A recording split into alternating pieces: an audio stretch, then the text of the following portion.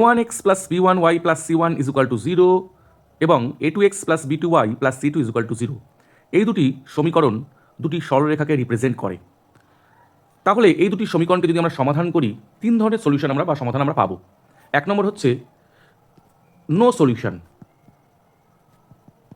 দু নম্বর হচ্ছে infinite many solution, তিন নম্বর হলো অনলি ওয়ান সলিউশন।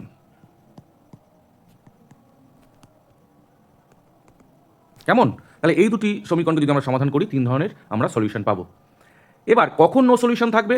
যখন এই দুটি সরলরেখা, অর্থাৎ এই সমীকরণ যে দুটি সরলরেখা রিপ্রেজেন্ট করছে, সেই সরলরেখা দুটি যদি সমান্তরাল হয়। এক নম্বর কেসে কি হবে? যদি সরলরেখা দুটি সমান্তরাল হয়, যদি সরলরেখা দুটি এরকম থাকে, অর্থাৎ এক্স এর সহগ এর অনুপাত a1/a2 সমান সমান যদি y এর সহগের অনুপাত b1/b2 not is equal to যদি c1/c2 হয়, তবে এই কেসে মানে এই যে a1/a2 সমান b1/b2 not is equal to যদি c1/c2 হয়, তবে এই দুটি সমীকরণকে সমাধান করলে আমরা কোনো সলিউশন পাবো না। দু নম্বর, যদি মেনি সলিউশন কখন পাবো? যদি একটা সরলরেখার উপরে যদি আরেকটা সরলরেখা থাকে, কেমন, অর্থাৎ কোয়েনসাইড বা সমাপাতিক থাকে, তবে আমরা মেনি সলিউশন পাবো। অর্থাৎ a1/a2 সমান যদি b1/b2 সমান সমান যদি c1/c2 হয়, তবে এই দুটি সরলরেখার সমীকরণকে সমাধান করলে আমরা ইনফাইনাইট মেনি সলিউশন পাবো। কেমন? তিন